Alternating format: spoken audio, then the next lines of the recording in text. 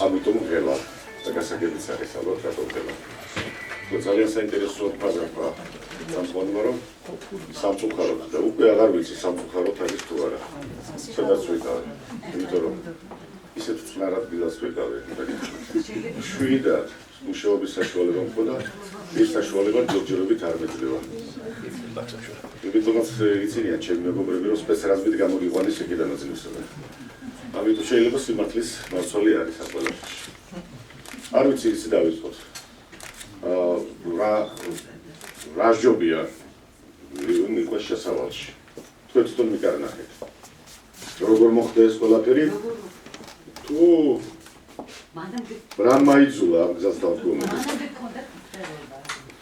ეს იმდენად შორეული წარსულია, რომ ეს ცდილობა არ იქნება. ალბათ მაშინ ვიყავით 20 წლის. საინტერესო ისტორია, არ ვიცი. ჩემთვის ყოველ შემთხვევაში. დავწერე რაღაც მოთხრობა. მოსკოვში ცხოვრობდი ქირით. დამედო ვალი პატრონის.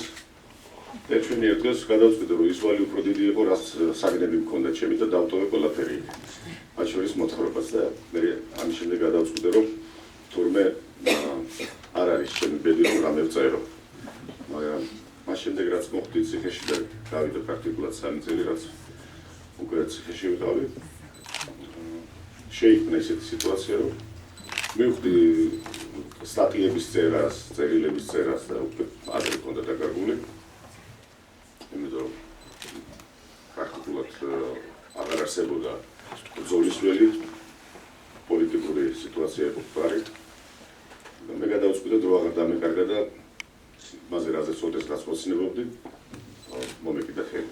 ავიღე კალამი ხელში და რა გამოვიდა, უკვე თქვენი გადასაწყვეტია და რამდენად სწორი იყო ჩემი გადაწყვეტილება. თემატიკის შერჩევა თქვენ შეიძლება პოლიტიკაში ხართ, შეიძლება პოლიტიკურ თემებზე გეტყვით, მაგრამ სხვათაშორის თავიდან ვფიქრობდი, რომ რაღაც დამეწერა ციხესთან დაკავშირებით. იმიტომ რომ კარგად ვფლობდი სიტუაციას თვითონ ციხეში, რაც ხდებოდა საერთოდ სისტემაში, მაგრამ ბოლო მომენტში გადავიფიქრე. გახსოვთ ალბათ ასეთი გამოთქმა მოსკოვას ეზამიერით. და მეც გადავწყვიტე, რომ არავინ ამეცრემლებინა, მით უმეტეს რომ ცრემლების არავის არ ჟღერა. ამიტომ მოვკიდე იმ თემას ხელი, რომელიც ჩემთვის იყო ძალიან ახლო. ოდესღაც გატაცებული ვიყავი მაგ მიმართულებებით, ეს კითხულობდი. და იმიტომ რაღაც ახალი მინდოდა და კიდევ ის მიზეზი იყო ამ ყველაფერს, რომ მომეცა საშუალება და გადავიკითხე მთელი ქართული ლიტერატურა, რაც ხელში ჩამივარდა. არ მოგატყვით 400 წიგნი მქონდა თვითონ საქანში, პატარა ბიბლიოთეკა შევქმნი და არ მინდა ვაწყენო უკვე კოლეგებს, არც წარსულში და არც დღევანდელ ქართულ მწერლებს, მაგრამ დავინახე, რომ ამ სიტყვას ხშირად ვამბობ და კიდევ ერთხელ მინდა ბოდიში მოვხადო. აი თითქოს ქართული ორღობიდან ვერ გამოვედით. ვერ გავსვით კეკელას და მაროს, პირობითო ჭარებში რა თქმა უნდა. მე მინდოდა მეჩვენებინა ქართული გენის სიძლიერე. მინდოდა მეჩვენებინა რამდენად უფრო დიდია საქართველო, ვიდრე იმას, რასაც რუკაზე ვხედავთ. მინდოდა მეჩვენებინა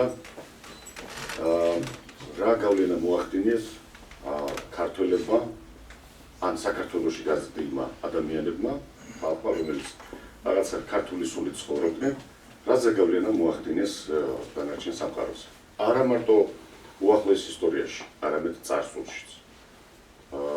შეიძლება ითქვას ეს უძველეს დროს, რომელიც ნაკლებად არის ცნობილი როგორც ისტორიკოსებისთვის, ასევე უმეტეს მხატვრულ ლიტერატურაში ძალიან ცოტა ამაზე ნათქვამი. აქედან გამომდინარე, შევეხე ძალიან რთულ თემებს, რომელიც არც თუ შეიძლება მისაღები ყოფილიყო გარკვეული მკითხველისთვის, რომელიც უკვე განიბევრებული იყო ესეთი თემებით, რაც უკვე გარკვეულ ჩარჩოებში და სტანდარტებში ჯდებოდა. პრაქტიკულად არც ერთი ჩემი ნაწარმოები არ ჯდება, როგორც მე ვხედავ ამას ამ სტანდარტებში და ამას შეიძლება მეუბნებიან ის მკითხველები, რომელთანაც მომიწია შეხვედრა ამ ერთი თვის მანძილზე, 1 თვე და 10 დღე იქნება, რაც გამოვედი ციხიდან. სხვათა შორის ტელეფონზეც მიწევდა საუბარი ჩემ მეგობრებთან, აგერ არიან აქ, სხვათა შორის ფილოლოგები, კარგი მკითხველები ამავე დროს, არიან ფილოლოგები, რომელსაც დიდი ხანი არაფერი წაუკითხავთ და ამიტომ გაუჭირდებათ ბევრი რამის შეფასება. მათი მხარდაჭერა ჩემთვის იყო ყველაზე მნიშვნელოვანი. აგერ ბატონი ვასიკო ალაფერიძე აქ და მე მინდა მას დიდი მადლობა უთხრა ყველანაირი თანადგომისთვის, როგორც ლიტერატურული, ისე პოლიტიკური, ისე ვაჟკაცური და მეგობრული თანადგომისთვის. და ეს მადლობა ბევრს ეკუთვნის. სხვათა შორის თავარი პატარა გადახვევა, მცირე გადახვევა, თავარი პატიმრისთვის რაც არის, ეს არის ყურადღება. და როდესაც ის ადამიანები, ვისაც ეკუთვნით ყურადღება, ამას პატიმრისთვის აქვს უაღრესად დიდი მნიშვნელობა. ყველას მადლობა ამისთვის. ის მხარს მიჭერდა. თვითონ შესავალი გავაკეთეთ ახლა. ეხლა ვიფიქროთ, არ მიფიქრია როგორ დავალაგებთ და როგორ დავგეგმავდით ჩვენ შეხვედრას. რა იქნებოდა პირველადი, რა იქნებოდა შემდეგი დასში. აი როგორც მოგვივა უნება განწყობით, ისე ვისაუბროთ არა. თქვენ უფრო გამოცდილები ხართ, ალბათ შეხვედრი ხართ სხვა მწერლებს და მე ჯერ უნდა გითხრათ თვითონ ის მცნება მწერალი ჯერაც ვერ აგვიქვი. იმიტომ რომ აი ჯერ შინაგანად შეიძლება წერ, ეს ყველაფერი მოდის, მაგრამ საკუთარ თავს ჯერ ვერ დავარქვი მწერალი, მით უმეტეს პოეტი, თუმცა ლექსების და მოთხრობების კრებულიც გამოვიდა. ეს ინფორმაციულად ძალიან დადროშულია თქვენ წიგნებით. ცოტა ეს არის რომ ციხეში ამდენი ინფორმაცია როგორ მოაგნია? რა თქმა უნდა, ციხეში ეს ინფორმაცია არ არსებობდა. არც კომპიუტერი მქონდა და არც ინტერნეტთან მქონდა შეხება, ტელევიზორიც არ მქონდა. ისე გავიარე პრაქტიკულად 5 წელი რომ ტელევიზორი ერთ-ერთჯერ ნახე, როდესაც დირექტორის კაბინეტში შემიყვანეს სასაუბროდ. მაშინ მაქვს ნანახი, რადიოც ბოლო 2 წელი მქონდა. გამომიტყდებით ბოლო თვეს გამოსვლის წინ, თვე და 1-2 კვირა მქონდა ტელევიზორი, იმიტომ რომ გრაფიკული განცხადების გაკეთება მომიწია და აქედან გამომდინარე ვალდებული ვიყავ თვალი მედევნებინა რა ხდებოდა პოლიტიკურად მათ შორის ჩემთან დაკავშირებით. მაგრამ თუ არ იცი რას უკავშირდება შენი ნაწარმოები, სად უნდა ეძებო ის ინფორმაცია, ინტერნეტში არის ტრილიონობით მეგაბაიტი ინფორმაცია, იმას ვერ მოიძიებთ, შეუძლებელი ამის წაკითხვაც ხო? ესე იგი მიზანმიმართულად მუშაობდი, როდესაც თემა გაქვს, გოეთეს აქვს ნათქვამი, როდესაც ეძებ მოგიწევს იბორიალო, ეს ფაუშჩია. და მეც უბორიალობდი თავის დროზე, რაც მოხდებოდა ხელში ოდესღაც ვკითხულობდი, მაგრამ ამას არ ჰქონდა სისტემური ხასიათი, ამას არ ჰქონდა რაღაც მიზანმიმართული რაღაც ხასიათი. და ეს მხოლოდ მას შემდეგ დაიხვეწა და დაილექა, როდესაც გადავწყვიტე კონკრეტული მიმართულებით წერა. და ასეთი გამოთქმაც არსებობს უძველესი, როდესაც რაღაცაზე ფიქრობ, ადამიანები, საგნები და ინფორმაცია თავისით მაგნიტივით იზიდავენ თუ იზიდავ შენ. ასეც ხდებოდა, იმიტომ რომ ჩემთვის უშუალო რამეც დავიწყე, მედიტირებდი, რაღაც შეხება მქონდა. კი, ვახერხებდი, განსაკუთრებით მას შემდეგ, რაც მარტო დავრჩი, წელიწად ნახევარზე მეტი, ალბათ წელიწად და 8 თვე ვიყავი მარტო საკანში. მარხული გეხმარებოდათ თუ ამას არა, მე ისედაც მარხულობდი, იმიტომ რომ არაფერს იმას არ ჭამდი, რაც მარხვის დროს აგზავნული. ისედაც არ ჭამდი.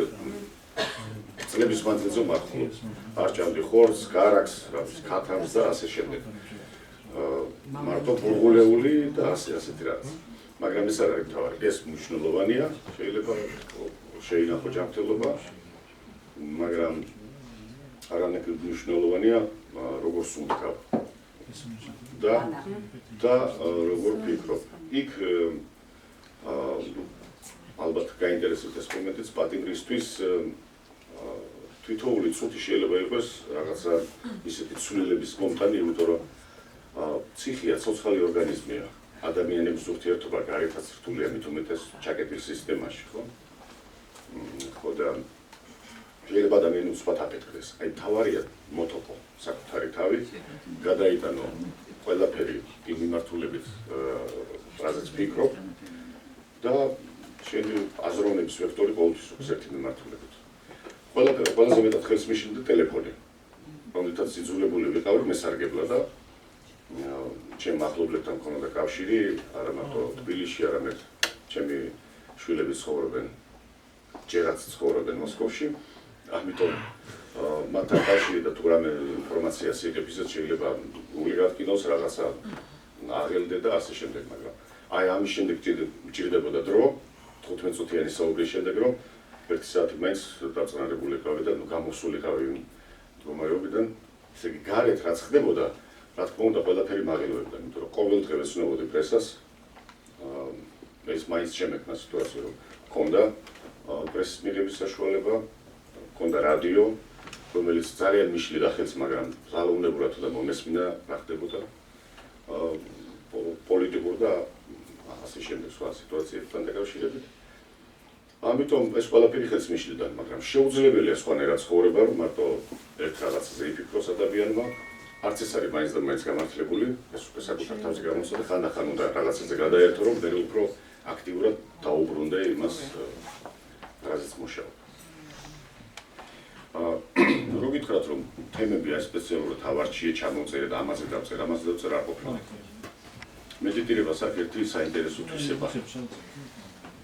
მედიტირება საკერთი საინტერესო თვისება, რომ როდესაც ახლა ასტრალურ კავშირში და აკაშა ქრონიკაში ნამდვილად ვერ შევდიოდი. ახლა ჯერ შორსა აქედან არ მაქვს ის პრაქტიკა, მაგრამ ეს თუნდაც ვარჯიშები მაძლევდა იმას, რომ რაღაცა ფერებს სხვანაირად ამოვხამდი და ფერზე შემეძლო ამეწყო სტრუქტურულად რაღაცა აზრობრივი მინაცა ფერიდან, აი წარმოიდგინეთ რაღაცა ლურჯი ფერი, მწვანეში შერეული და ეს გაძლევს ფრაზას. ჩემთვისაც მოულოდნელი იყო ეს პრაქტიკა. ფერთა გამა ისეთნაირად მოქმედებდა ჩემზე. მე მომნახე ფერაჟურნალებში რაღაც ისეთი ფოტოები, ძალიან მკაფიო. ეს ფოტოშურის Google-ის ემბლემა. ხო გახსოვთ? წითელი მწვანე, ყვითელი და ლურჯი. ჩამოკიდული ჰქონდა შპონკა ქვია, სადაც ეხარ. დაახლოებით 2 მეტრის მანძილზე და რამდენიმე 15-20 წუთი ხანდახან ნახევარსად უყურებდი ამ წერტილს. კონცენტრირებას ახდებ და ეს გაძლევს საშუალებას, რომ მთლიანად გადაერთო აი ამ ფერთა გამაში და ამ ფერებს უკვე ხედავ, არა დაახლოებით 3 სანტიმეტრის დიამეტრით, არამედ ხედავ მთელ კედელს ამ ფერში. და იწყება სულ სხვა განწყობა. აი ამ თავარი ამ მომენტში არავინ შეგიშალოს ხელი, მაგრამ ციხია ხან კარებს დააბრაყუნებენ, ვიღაცას ეჩხუბება, ვიღაცას ბოდიში კიდევ უარესი. ნუ აქ გარედან ისმის ერთ პერიოდი რო გაიგეს, რომ რაღაცა გადავერთო წერაში, მავნებლები ხო არსებობენ, ყველას გინახიათ. დააბეს 2 ძაღლი ქვემოთ. ერთი ხმუის გაუჩერებლად და მეორე ხეფავს, ისთვის არ ვიცი. ეს მიზანმიმართულად და არ ვიცი. ესე იგი მივახცე იმას, რომ გავაყვანე ეს ძაღლები, სხვაგან და არ სად დავაყოთ. მოვხარე აქამდე არ ყოლიათ ძაღლი და რა ახლა მოგინდა ძაღლი, მე რო წერა დავის. გადაიყვანე ძაღლი. საერთ საკანში ჩამისვეს ერთი გიჟი, მეორე საკანში მეორე გიჟი. სხვადასხვა გიჟებთან ურთიერთობის პრაქტიკა გამაჩნია, იმიტომ რომ 6 თვე ყავდა საკანში სულიერი ავანტყოფი, რომელიც ჯერ კიდევ ასათიანის ქუჩა ეხებაში. იქ არსებობდა ეს ფსიქიატრიული, იქიდან მოიყვანეს 6 თვე ყავდა საკანში. ნარკოტიკები და სხვადასხვა მანამდე ნორმალური იყო და მის საყვარელ ადამიანსაც ქალბატონსაც უდებდნენ წამალს ამ ბიჭმა მოიტაცა და თქვა ეს ჩემიაო და ახშენია რომ 14 წელი მისცეს. ეს ჩვეულებრივი მოვლენაა ახლა გული სამაჩუქებულ ისტორიებს ნუ მომთხოვთ იმდენია რომ არ მინდა თქვენ განსხვავებაზე ვიმოქმედოთ რაღაცნაირად მოწოდებულმა ინფორმაციამ. ეს ყველაფერი ბევრი წერებოდა და შეგიძლიათ დღესაც მოიძიოთ ინტერნეტში ისეთი რამები ხდებოდა ციხეში. ყველაფრის პირადი მოწმე არ ვარ, მაგრამ ყოველთვის ვეუბნებოდი ჩემ მეგობრებს, ვისთანაც კავშირი მქონდა, საიდან იციო ამდენი რა ხდება და როგორ ხდება. მოთხრა ციხეში ვზივარ და არა ჭურში, ვისაც უნდა ის მოიძიებს ინფორმაციას. საქმე ის არის, რომ მივაღწია ჯერ ერთი გიჟი გაიყვანეს ერთი საკინდა რომელიც მთელი ღამე რაღაცას აკაკუნებდა თითქოს კედლებში ფუღურებს ხედავდა მე მეორეს რომელიც რაღაცა გამოხდომები ჰქონდა და ესე იგი უნდა დაიძინოს ადამიანი ხანდა ხოლო რაღაცა მსგავსი იყო რომ არ ვიცი მიზანმიმართული იყო თუ ზემოდან იყო დავალება იმიტომ რომ მე ვიცოდი რომ თუ კი რამე ხორციელდებოდა ჩემს მიმართ იყო მხოლოდ ზემოდან დავალება ციხის ადმინისტრაციას არავინ არაფერს ეკითხებოდა ჩემთან მიმართებაში აი თუნდაც ის რომ დედის გარდაცვალებაზე არ გამიშვეს რომელიც კანონით მეკუთვნოდა არ გამიშვეს ჩემი დაბრუნებას მას უკავშირდებოდა რომ გასაგში იყო დედა და მინდოდა რომ მეტი ყურადღება მიმეცია მისთვის და ვიცოდი რომ შეათანხმეს და უпроსტად ვერ შეათანხმეს და არ გამიშვეს ასეთი მსგავსი ბევრი რამე იყო ჩემთან დაკავშირებული ახლა არ მინდა განვარცვეს თემა პრაქტიკულად გითხარით ის საიდან მოდიოდა რა მოდიოდა მედიტაცია სულთქვა და მე რაღაცა რომ აეწყობა და რომ თქვენ დაადგები გზას თუ დაადგები რელსებზე ამისი თქმის თავისი ხდება ყველაფერი ის მომენტიც იყო მნიშვნელოვანი რომ ვისწავლე ძილის წინ და სანამ გაიღვიძებ აი თითქოს ჯერ ძილში არ შესული რომ საუბარი შეგიძლია შენ გმირებთან და პირდაპირ მნიშვნელობით შენ გმირებთან საუბარი და ეს ხდებოდა არა ხელოვნურად რაღაცის წერა, არამედ მათთან ასაუბრების შედეგად. ცოტა შეიძლება მოულოდნელიც არის ახლა იმას რასაც ვამბობ, იმიტომ რომ არ ვიცი სხვა მწერლებს როგორ ამოძდით თავში, მაგრამ მე აი ასეთი თქვით აღმოჩნდი კალამთან და ფონსელთან რომ მათთან საუბრის თუ დიალოგის თუ მათ სახეებს რასაც ვხედავდით, იმას აღწერდით. რამდენად მოახერხეს და რამდენად გადმოვიტანე ფურცელზე, რასაც ვხედავდი. არ ვიცი, თქვენ შეგიძლიათ მხოლოდ შეაფასოთ, ჩემთვის ძნელია. იმასაც გეტყვით, რომ რაღაც მომენტები მე მართლაც მომწონს საკუთარ ნაწარმოებებში და რაღაცას მე შეიძლება თავიდან გადავწერდი, მაგრამ ეს უკვე შეუძლებელი. ეს უკვე რა არის, იცით, ყველა ადამიანი იზრდება. ყველა საქმეში, რასაც კიდევ მოგიდოთ ხელი. და ალბათ მწიფდება კიდევაც, როდესაც ჩამოვარდება. მაგრამ ჯერ ზრდის პროცესს გრძნობ. მართალია, რაც გარეთ გამოვედი, არ მიწყინოთ და უფრო საგიჟეც გავს ვიდრე ციხეში. არაფრის საშუალება არ მეძლევა ჯერჯერობით. ჯერ ვერც ერთი სტრიქონი ვერ დავწერებ და ალბათ არ ვიცი როგორ იქნება. მაგრამ იმედია რომ ისეთ რეჟიმში შევდის და ცხოვრების რომ მოვახერხებ და გავაგრძელებ, იმიტომ რომ რამდენიმე თემა აქვს ისეთი, რომელიც აუცილებლად უნდა გავაგრძელო. ეხლა პრინციპში ეს სამი რომანი, რომელიც 5 წიგნად გამოიცა,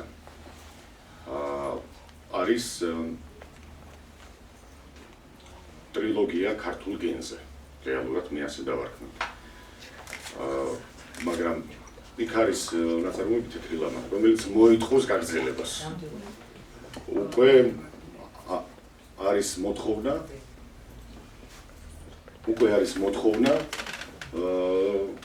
კითხველისგან მოგწერეს კიდევაც და გავეცი პასუხი, რომ თუ მომეცემა მეთქი საშუალება, აუცილებლად გავაგრძელებ, მით უმეტეს, რომ თემა უკვე მზად ამაქვს, დარჩა ელემენტარული ჩავიკეტო და ვწერო ნებიარად. ჩავკეტოთ. აქ ორი გამოსავალი არსებობს. ან ჩავიდინო რამე დანაშაული პირველად ცხოვრებაში სხვადასხვის რამე სერიოზული დანაშაული ციხეში მოხდა, ალბათ არავის არ უნდა ეს, მით უმეტეს პირველ რიგში ჩემოჯახდა ასმემი და სიმართლე გითხრა. და მეორე სადღაც უნდა მოვახერხო რომ ჩავიკეტო რაღაც პერიოდი. რომ ჯერ ვერ შეუთავსე, რომ აქტიური ცხოვრებით იცხოვრო და თან ვწერ. აი, შეიძლება გითხრა, თუ რამე კითხვები ამასთან დაკავშირებით, იქნებ შევძლო და გაგცეთ პასუხი. კი ბატონო, დაბრძანდებოდი ძალიან გთხოვთ რა. თუ შეიძლება მე ჩამოვიდეთ თანდათან. შეიძლება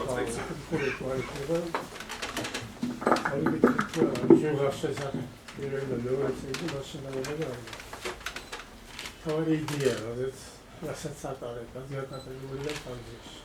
ეს იდეა საიდან დაგებადოთ? იქ რაიმე ფაქტები არის, თუ გამონაბუნია, სიახლოვე.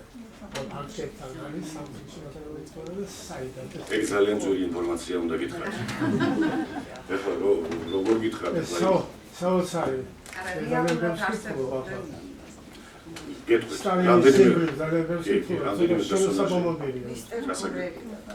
რაც შეეხება თვითონ ჯუღას. ალექსანდრე მიხაილის ძე, რეალური პიროვნება, აბსოლუტურად. მასზე, რა თქმა უნდა, ძალიან ცოტაა ცნობილი, მაგრამ გაიხსნა არქივები, გამოქვეყნდა ეს არქივები, მე იქ მოვიძიე ეს ინფორმაცია. ჯუღა იყო იოსებ სტალინის შვილი უკანონო, ზუსტად ისე როგორც მოვიხსენიებ წიგნში. იყო ძალიან განათლებული და ძლიერი პიროვნება. შეუძლებელი იყო სტალინს მასზე მართლაც ჰქონოდა ორიენტი რომ დაეტოვა თავის მემკვიდრედ, რომ არ ყოფილიყო უძლიერესი პიროვნება. პრაქტიკულად მეორე პიროვნება იყო ქვეყანაში, რომელსაც იცნობდა ძალიან შეზღუდული რაოდენობის ხალხი. იმიტომ რომ ისეთ ცხოვრებას ეწეოდა. ახლა იქ არის რა თქმა უნდა მწერლის საკუთარი გადახვევები, რომ უფრო კაფეო დამენახებიდან ისე სახე, იმიტომ რომ დღესაც საიდუმლოებით მოცული ადამიანია, იმიტომ რომ ძალიან ცოტა იყო ცნობილი მასზე და ოდესაც პირადად სტალინის არქივი გახსნეს, იქ აღმოჩნდა ეს ყველაფერი. სტალინს ჰყავდა არაერთი უკანონო შვილი. მათ შორის ჟუხრაიც, რაც მოხსენიებულია, ვლადიმერ ჟუხრაი, რომელიც იმავე სამსახურში მუშაობდა და იყო მესამეც. უბრალოდ რომ არ ჭირდება მოყვება, არ აქვს. ჟუხრაის აქვს, ხო. ქართული ბრძანდებით აქვს ეს წიგნი. მე არ მახსოვს ის მესამე, ვინც მუშაობდა როგორც ჟუხრაი ანალიტიკურ სამსახურში. და ჯუღა ხელმძღვანელობდა ესე იგი დაზვერვას და კონტრდაზვერვას. ერთ პერიოდი კონტრდაზვერვას, მერე ჩაანაცვლა იქ და გახდა თვითონ ერთპიროვნულად ის ხელმძღვანელი. გახდა გენერალ-პოლკოვნიკი, ის დოკუმენტი, რაც არის წიგნში ჩადებული, პირველ ნაწილში, პირველ ტომში. ეს არის რეალური დოკუმენტები, რომელიც თვალსაჩინოდ ამოვიღე, რომ მკითხველს მართლა დაენახა, რა ძალა ჰქონდა ამ ორგანიზაციას. იქ არის ისეთი საინტერესო მასალები, რაც შორის როგორი დაზვერვა იყო, რომელიც რეალურად აღემატებოდა იმ დაზვერვას, რომელიც ოფიციალურად არსებობდა NKVD-ში. და პირდაპირ ვერმახტის უმაღლეს პირებთან ჰქონდათ შეხება და მიღება ინფორმაციის. და ერთ-ერთ მეორე ტომში ჯუღა ეუბნება, რომ სტალინს ჰქონდა ისეთივე ინფორმაცია და არანაკლები, ვიდრე თვითონ ვერმახტის ხელმძღვანელობას. ეს მართალიც იყო. აი ეს ომის დაწყებასთან დაკავშირებით ამაზე სპეკულაცია დღესაც მიდის, რომ თვითონ არ იცოდა რაღაც და ასე შემდეგ. მე მგონი ამ საკითხზე გიპასუხე. სხვები რაც შეეხება იგივე ბრონ. გინდათ სიმართლე იცოდე? აი რა შეჭირდებათ ეს სიმართლე? გინდა რა ხარ მწერალმა შექმნა, მოდით იცხოვროს იმ ადამიანმა ისე. თქვენს მეცნიერებაში დაზრუნებაში თითქოს იყო. ეს ხო შესაძლებელი იყო პრინციპში. თეორიულად ხო შეიძლება დაუშვათ. და მე რამდენად დაუშვი ეს, რამდენი პროცენტი და რამდენი და აი პროცენტებზე რო არ ვილაპარაკო დავტოვოთ ისე როგორც არის. მე კი არ მიჭირს თქმა. მე თქვენ გიფრთხილდებით. ანუ თქვენი ნაწარმოები რას მივახუცოთ? დოკუმენტურ მხატვრულ, სფერონასტისათვის. ალბათ უფრო მხატვრულ პირველ რიგში, რომელსაც აქვს ისტორიულ შემეცნებითი ხასიათიც. მქონდა საუბარი ერთ-ერთ ყოფილ უშიშროების თანამშრომელთან, რომელიც პენსიაზია და საკმაოდ ძლიერი კაცია და იცით რა მითხრა, რომ წაიკითხა ეს ჯუღა. მე დიდხანს ვადარებდი ხოლმეო ლენინის ბიბლიოთეკაში გარკვეულ დოკუმენტებთან. საიდუმლო დოკუმენტები. მე დოკუმენტი მეცნო. კი, არ არის გასაკვირი. ახლა რომ მითხარით ყოფილიო, მაგაში ვერ დაგეთანხმებით. მაგრამ უნდა გითხრათ, რომ იქ ალბათ საკმაოდ აზრიან და განათლებულ ხალხს იგებდნენ ალბათ სამსახურში. და კარგი მეხსიერებით და არ მიგვირს რომ რაღაცები ეცნო, მაგრამ იქ არის რამდენიმე დოკუმენტი, რომელსაც დოკუმენტი ქვია, რომელიც არის შექმნილი მწერლის მიერ. იმიტომ რომ რაღაცის ანალოგად რო აკეთებ, უკვე თავისი თქმის მერე როგორ. ხლაბე რაღაცა გარკვეული პერიოდი სახელმწიფო სამსახურში მიმუშავია. საბედნიეროდ არაბაზორობაში და მსგავს რაღაცაში. და ვისი რუსების ენა, მე ჯერ დავწერე რუსულად და მე ვთარგმნე ეს ქართულად. როგორ დაწერდნენ რუსები ამ დოკუმენტს. მე ვთარგმნე ქართულად. და შეიქმნა ასე დოკუმენტი, რომელიც ძალიან კარგად ჩაჯდა თვითონ ამ რომანში. თუ დაგაკმაყოფილებთ, გეზრდა სამ ჯუღას შესახდა ექციანსიგნერო საკითხია, ანუ გაზეთი რა მომწევს, თვითონ ჯუღა იყო სტალინის სპეცსამსახურის სტრუქტურაში, იყო ბეილიას მოადგილე. შეუძლებელი. რომელიც ბეილია მარიცუდა. არა, საქმე იმაშია, რომ ახლა მაგალითად არსებობს სიგნი, გამიჭირდება, ახლა შეიძლება გამახსენდეს, სადაც არის ლაპარაკი მე-13 განყოფილებაზე NKVD-ში. ყველაზე საიდუმლო განყოფილება. რომელმაც თავის დროზე ითავა ეს ეგრეთ წოდებული ჩისტკი. და რაღაცა კრიტერიუმი დაადგინეს, როგორ უნდა გაენადგურებინა და პირველ რიგში რაღაცა ხეიბრები, გადახრებით, ხალხი იგივე რაც განახორციელა ჰიტლერმა. მსგავსი არსებობდა. მაგრამ აი ამ მე-13 განყოფილებას და სტალინის პირად საიდუმლო სამსახურს არაფერი საერთო შეხება არ ჰქონია. ის იყო ჯალათების ჯგუფი, რომელსაც ჰქონდათ კონკრეტული დავალება. მოფაშისტო. ხო, ნუ რაღაცა მსგავსი ხლა. მე პირდაპირ ვერ შევადრი და პირველ რიგში უნდა გითხრათ, სტალინისტი არ ვარ, მაგრამ ისტორიას პატივსცემ. ისტორიის უპატივცემლობა პირველ რიგში არის უპატივცემლობა მომავალსაც. იმიტომ რომ მაშინ იგივე განმეორდება. და თუ კი ასეთი ისტორია გქონდა, მოდით შევეცადოთ ის დავინახოთ, რა იყო ცუდი და არ განმეოროთ და რა იყო კარგი და შევეცადოთ ის განვახცოთ. აი, ჩემი მიდგომა ასეთი. რა თქმა უნდა, NKVD იყო საშინელება და სტალინის გარემოსვა კიდევ უარესი, იმიტომ რომ ისინი აწევდნენ კონკრეტულად ხელს ამდენ დანაშაულებებს და ამდენი ხალხი შეიწირეს. არ სტალინი იყო ანგელოზი, მოეგონება რომ მას მომიხსენიებ როგორც ანგელოზს და ან რაღაც განსაკუთრებული პიროვნება იყო, ყველა ჩემზე კარგად იცით, ალბათ ბევრიც საგიკითხავთ. ასეთები იშვიათად იბადებიან, მაგრამ დაიბადა, არ ვიცი სამწუხაროდ თუ საბედნიეროდ, ჩემ ქალაქში, ჩვენ ქვეყანაში. და ჩვენი გადასაწყვეტია ინდივიდუალურად ვიამაყოთ რაღაცით, ის ადამიანი ჩვენთან დაიბადა, ეხლა ჰიტლერი რო დაბადებული იყო ჩვენთან. როგორ გონიათ? იგივე განცდები არ ექნებოდათ გორელებს, ან თქვათ ხაშურში დაბადებული იყო, ან თელავში დაბადებული იყო ჰიტლერი. პირობითად ვამბობ. თეორიულად ხო ყველაფერი შესაძლებელია. და ხომ არ ვიცით კიდე როგორ მოვეპყრობოთ ხო შეიძლება ვიღაცამ გაამართლოს და ამიტომ აი როგორც ბიშას ამართლებენ. ხო, ნუ კიდე ცალკე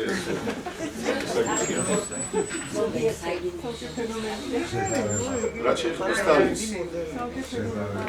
რაც შეეხება სტალინს, აი კარგად მახსოვს ალბათ წაგიკითხავთ გურჯიევის ნაშრომი სტალინს, ხო? პრაქტიკულად გამოთქვდა, რომ სტალინს ჰქონდა ჰიპნოზის შესაძლებლობა და ცოდნა, უпростоრად ეს შეძენილი იყო, უпростоრად რაც ბუნება მაჩუკა ის განავრცო, რაღაცნაირად მოახერხა, ზეგავლენას ახდენდა ადამიანებს, მათ ფსიქიკურ მდგომარეობაზე. აქედან გამომდინარე, ის უკვე იყო არაჩვეულებრივი ხო ადამიანი, რაღაც განსხვავებული დანარჩენებისა. რამაც მიაღწევინა იმ სიმაღლეებს, სხვანაირად არ არსებობს. ანუ და იყო სხვა გადახრებით, ფსიქიკური, რომელიც სტალინს არ ჰქონდა, მოდით ასე ვთქვათ, შეიძლება სიბერიაში რაღაცა მოხდა, იმიტომ რომ სიბერიაში ყველაში რაღაცა მოსდის. ხო და ესეც არსებობს ყველას არა, მაგრამ უმეტეს ნაწილს და ან არსებობს რაღაცა ზებუნებრივი, რასთანაც ჰქონდა შეხება იოსებ ვისარიონის წესი. მაგრამ მე მგონი დღეს ჩემი თემა არ არის სტალინი და მასზე საუბარი. შევეცადოთ დავუაროთ ყველი ამ ყველაფერს, იმიტომ რომ მე ისეთ რამეს ვერ ვიგულო ყველას აკმაყოფილებდეს და არ მინდა რომელიმე თქვენგანი უმაყოფილო წავიდეს დღევანდელი შეხვედრიდან. Χριστέ ბატონო Χριστე სტუბრობა საქართველოში. ვიცოდი რომ შეკითხვა და ის უნდა აგრეთვე გვიან და გითხრათ რომ სპეციალურად ვემზადებოდი ამ შეკითხვისთვის, მაშინ მოგატყურებთ. მე მქონდა შეხება ისეთ ეზოტერიულ მასალებთან, რომელიც პრაქტიკულად მიანიშნებს იმ ყველაფერზე, რასაც დავწერე. საერთოდ ყველა ინფორმაცია რო ავიღოთ და კედელზე გავაკეთოთ ყველანაირი ინფორმაცია. მივიღებთ რაღაც მოზაიკას, დაულაგებს. და ფერთა გამას შემთხვევით არ ვლაპარაკობთ, ხო? ამ უდიდეს სხვა ინფორმაციაში, როდესაც ჩაეჭიდები რაღაცა ძაფს, იქიდან მოდის უკვე სხვია, მოდის და მოდის. აი ესე ჩავეჭიდე მე ამ ძაფს. მრავალი ინფორმაცია მქონდა წაკითხული. ალბათ იმ ინფორმაციაზე შეიძლება თქვენ არ მიგიწოდებოდეთ ხელი, იმიტომ რომ არიან გარკვეული ორგანიზაციები, იმიტომ კი არა რომ იმ ორგანიზაციას რაღაცნაირად მიეკუთვნება. არის სამეგობრო, ყველას თავისი რაღაც კლუბი აქვს, სადღაც არიან იძიებენ და ეს ინფორმაციები ხელიდან ხელში, ხელნაწერების ზოგი უკვე თანამედროვე სიტუაციაში დაბეჭდილი ხელიდან ხელში გადადის დღესაც. მე ალბათ გავიმართლა და რაღაც ინფორმაციებს წავიღე. ახლა გეტყვით, ეს არ მომხდარა ის რომ პირდაპირ ყოფილი იყოს რომ ერთი მომენტიც არის სანამ გადავალ მას. ყველაფერი რაც იწერებოდა საქართველოს ისტორიაზე და თუ კი აჩვენებდა ქართული გენის მართლაც სიძლიერეს, რომელიც არის უძველესი ადამიანის მოდგმაში, იმიტომ რომ ადამიანის მოდგმა არის ახალი ცივილიზაცია, ამას ამტკიცებს მრავალი მასალა, არა მარტო ეზოტერიული. ყველგან ცდილობდნენ და ყოველთვის ცდილობდნენ ჩვენი დამპყრობლები ეს ინფორმაცია გაენადგურებინათ. იმიტომ რომ არ არსებობს ერის ისტორია, არ არსებობს ერი. მაგრამ აღმოგვაჩნდა რაღაც სასწაული გადარჩენის უნარი, თვითგადარჩენის კოდი გვაქვს ჩადებული ალბათ ჩვენს დნმ-ში და გადარჩით, მაგრამ ბევრი ინფორმაცია ვერ შევინახეთ სამწუხაროდ. მაგრამ ფაქტია რომ დღეს ჩვენი ერი არსებობს და არც თუ უმომავლო. მე ვთვლი რომ ჩვენ ეს არის სერიოზული მომავალი. ვართ როგორც ერთ-ერთ ნაწარმოებში ვამბობ, მიძინებული დღეს ერი, უგზო უკლო, დღეს უგზო ერი ვართ. არა გვაქვს აი ის მისია, რაც თავის დროზე გლობალურ ბიოლოგიურ პროცესში ჰქონდა მონიჭებული და ეს მომენტი ისევ დადგება. გვაქვს ისტორიული მეხსიერება. კი, გვაქვს აბსოლუტურად ჯანსაღი ისტორიული მეხსიერება, თუმცა ამის გამოყენება მთლად არ გვეხერხება. არ გვეხერხება და აქ ალბათ სხვა პრობლემასთანაც გვაქვს საქმე, ხო? იმიტომ რომ ჩვენ ჩამოყალიბებაში უკვე თანამედროვეს ვამბობ, იმიტომ აი ბოლო 2000 წელი თანამედროვეს ვეძახი ამას, იმიტომ რომ ჩვენი რეალური ისტორია, ჩვენი გენის, კოლხური, იბერიულის არის უძველესი, რომელმაც შექმნა მრავალი ტომი, მრავალი ერი ჩამოაყალიბა და აქედან გამომდინარე ჩვენ რაღაცა მისია შევასრულეთ. გლობალური ბიოლოგიური პროცესი, რომელმაც ჩვენზე გაიარა და მათ შორის გლობალური ეკონომიკური და ასე შემდეგ პროცესი. ეკონომიკურ პროცესში მასაც გულისხმობ, რომ ბევრი რაღაცა კაცობრიობამ ჩვენგან ისწავლა. იცათ მოქმედება, იგივე მშენებლობა, ღვინის წარმოება, თაფლი და ასე შემდეგ. ფოლადი, რა თქმა უნდა. ეს უფრო მოგვიანებით მე ვამბობ უფრო ადრეულ პერიოდს. და ბრინჯაოს მანამდე. და მე ამას არ ვლაპარაკობ უსაფუძვლოდ. ყოველთვის ის პერიოდი, ვინც ჩვენ მართავდა, ცდილობდნენ აი ზუსტად ეს მნიშვნელოვანი ჩვენთვის, როგორც ერისთვის მნიშვნელოვანი მომენტები ამოეშალა და დაეთვალათ თეთრი ლაკა და როდესაც აი დარჩენილის ანალიზს აკეთებ, ვერსად ვერ მიდიხარ იმის გარდა რომ არ ჩამოხვიდე საქართველოში, ძველ კოლხეთში. არსად არ მიდის ეს გზა უბრალოდ. მათ შორის გონა ეს შემთხვევითი და მოგონილი არსება არ არის.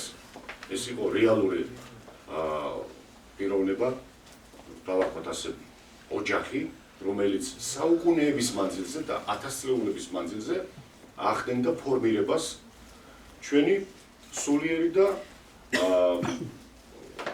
არამარტო სულიერი ეკონომიკური ცნობიერების, რომ ჩვენ როგორც ერი შევიკარით.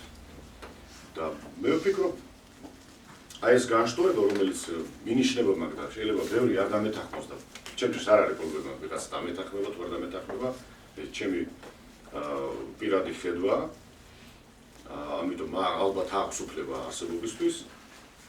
სამი ცივილიზაცია წამოვიდა შუმერებიდან, მაგრამ შუმერები საიდან მოდიან? ამაზე არავინ არ ლაპარაკობს.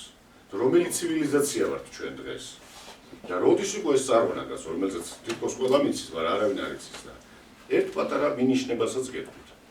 დღესაც ხომ არსებობენ პაპუასები, რომლებიც პირველყოფილები ცხოვრობენ და პირველყოფილებივით კი არა, პირველყოფილები არიან რეალურად, შვედისრებით და შუბებით და ასე შემდეგ შიშვლებით დარბიან.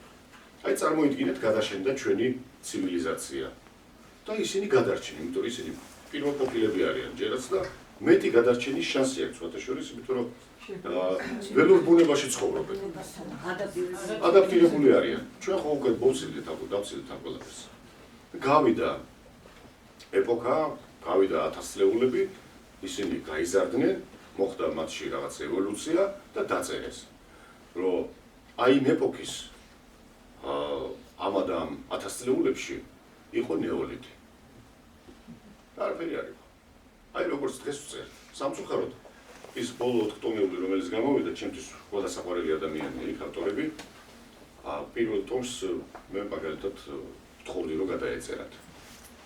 იმიტომ რომ პრაქტიკულად თეთრი ფურცელია იქ. არაფერი არ არსებობს.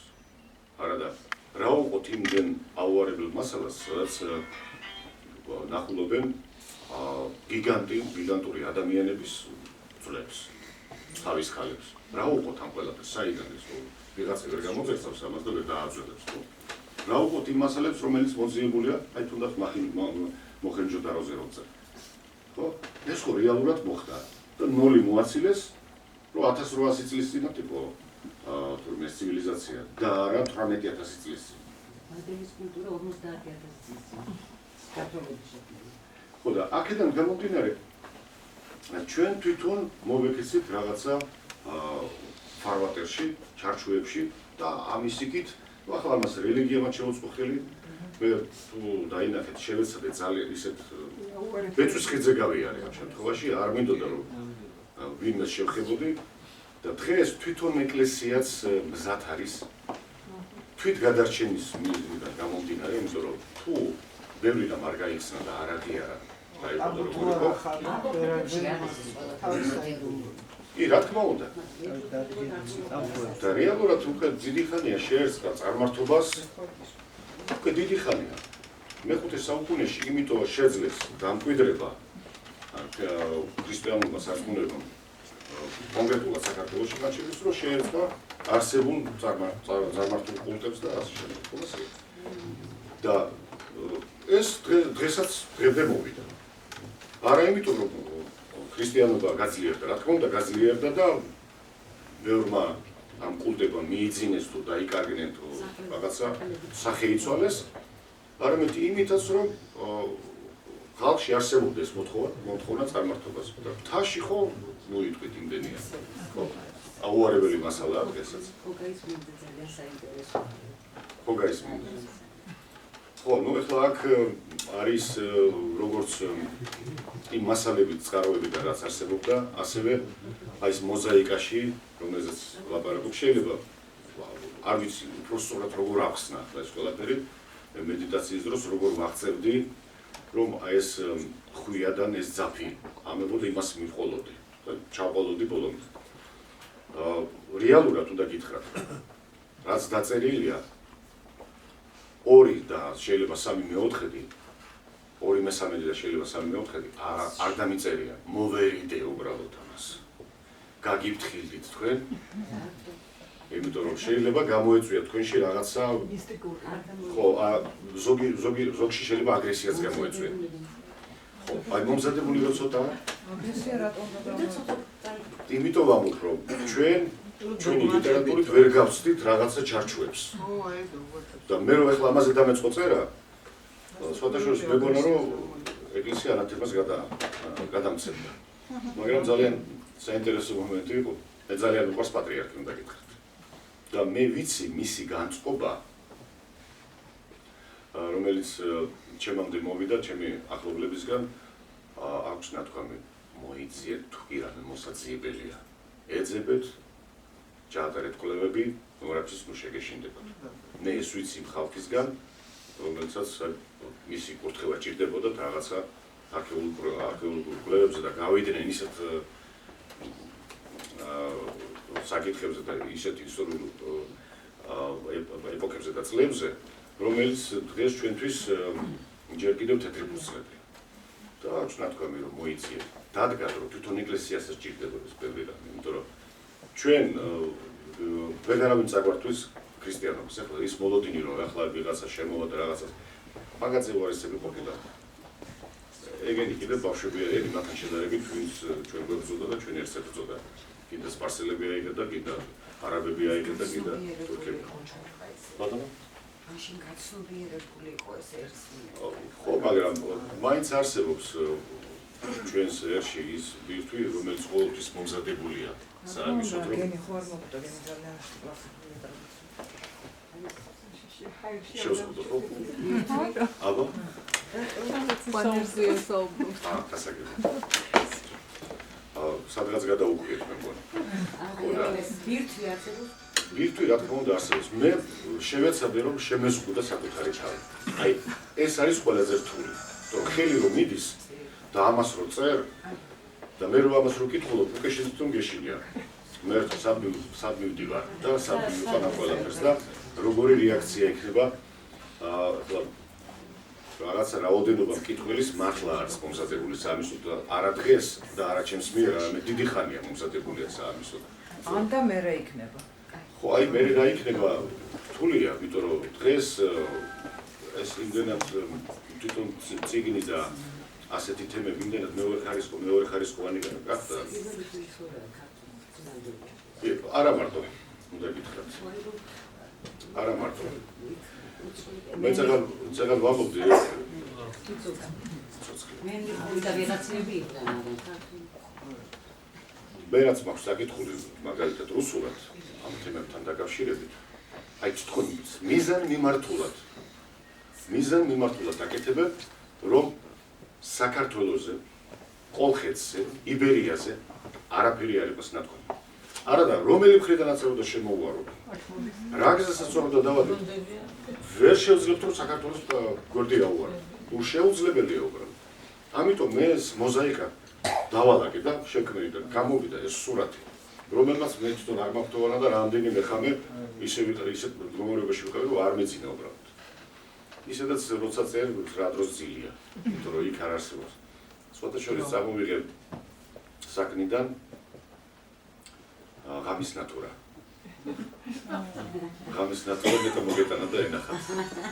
იმიტომ რომ კაგუნის დანახი ჯობია.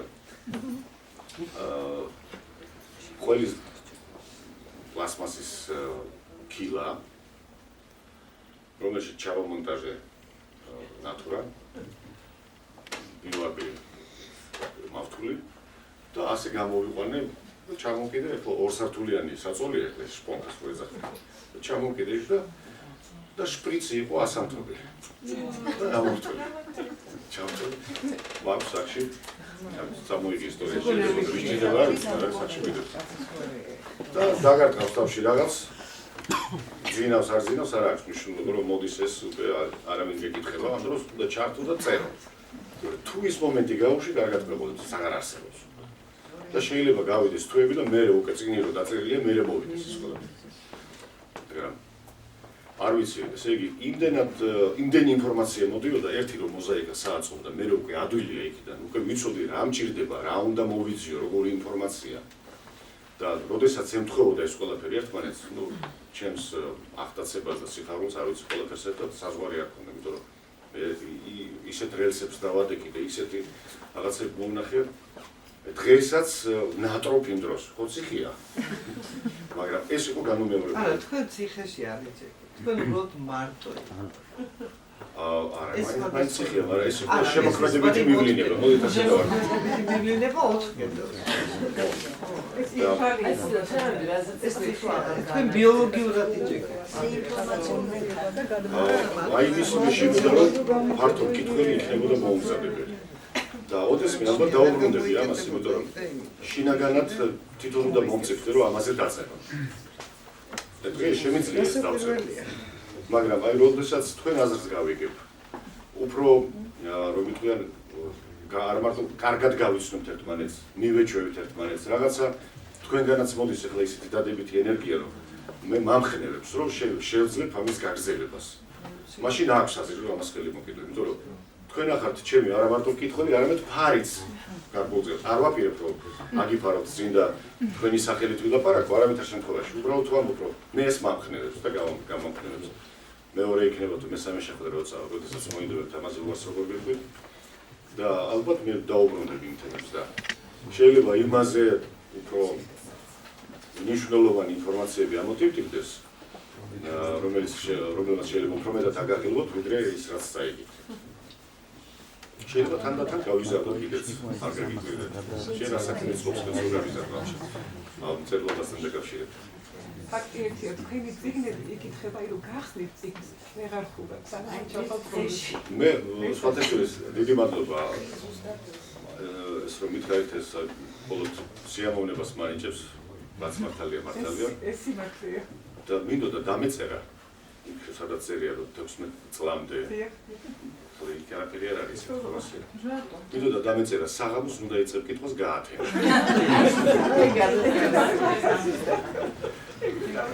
შეიძლება ჯობდა კიდევაც ეს დამეწერა.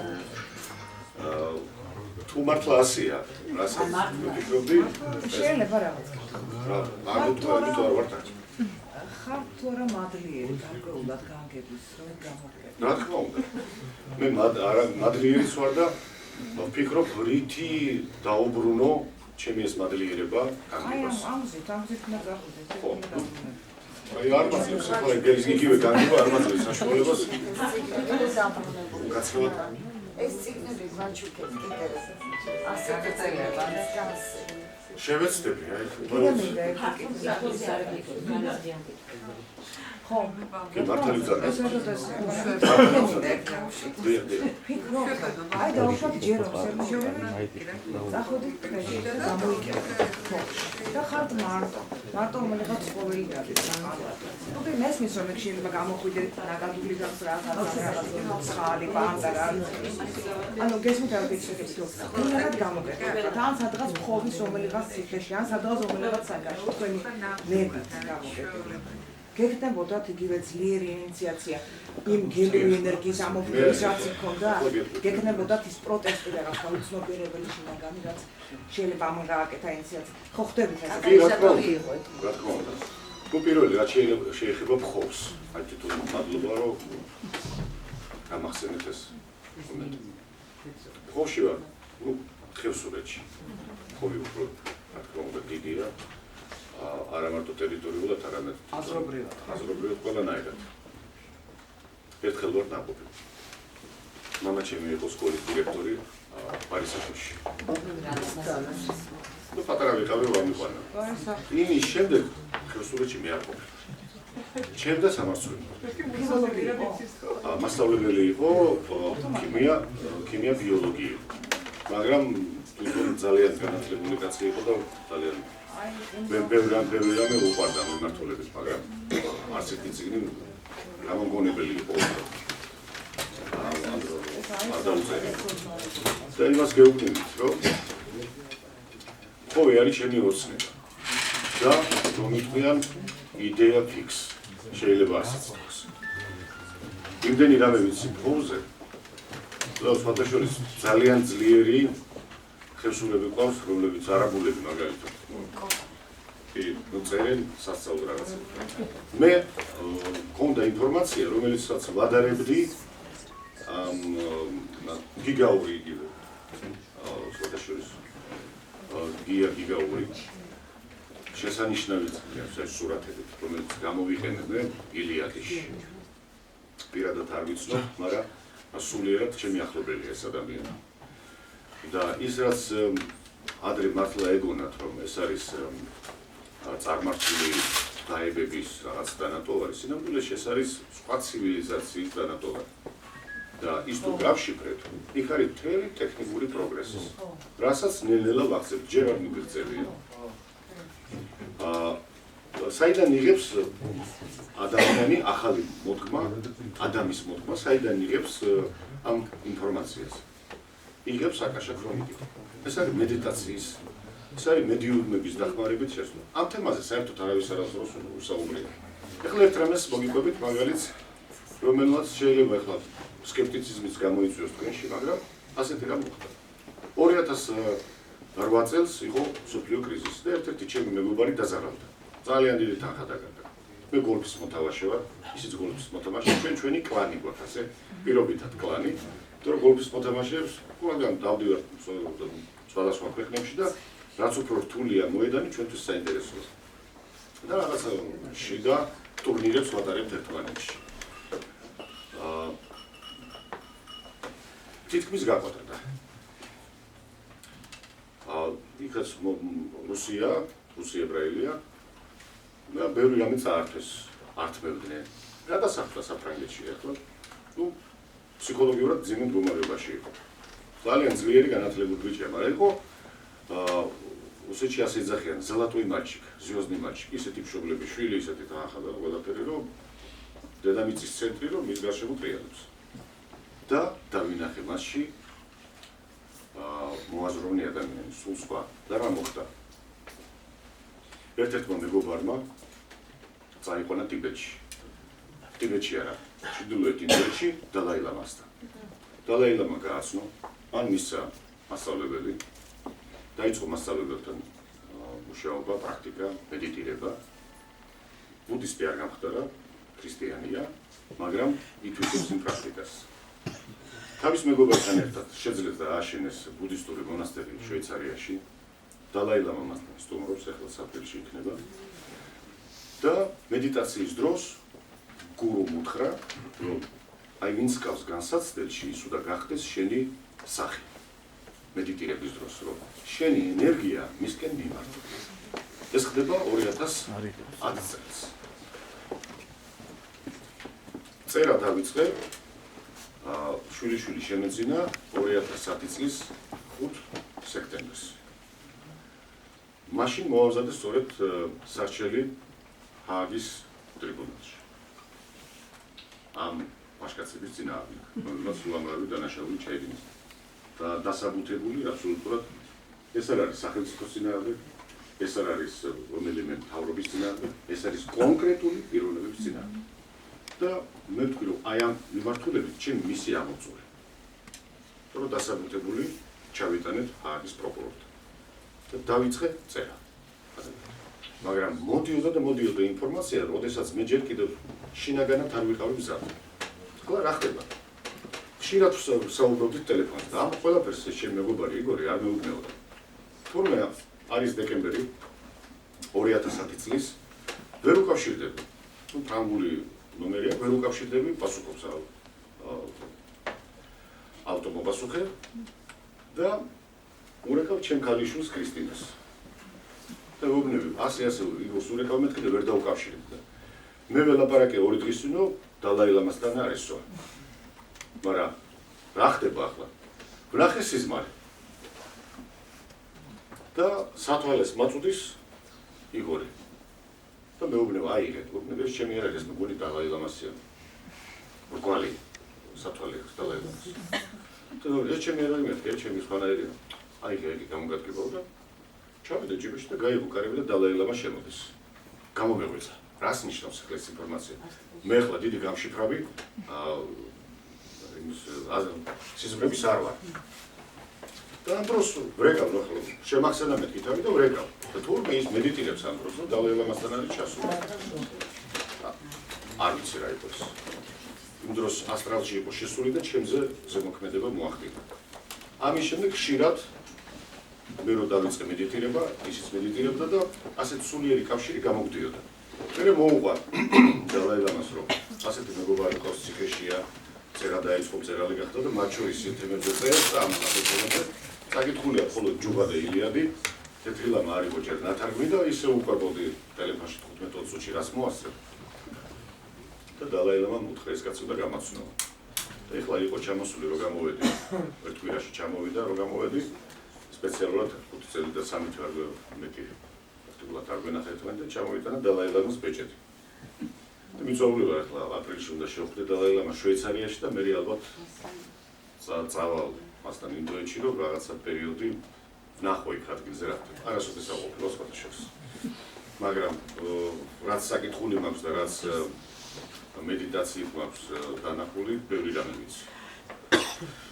აი ასეთი უცნაური ისტორიებიც ვტრიალებდა ჩემს გარშემო.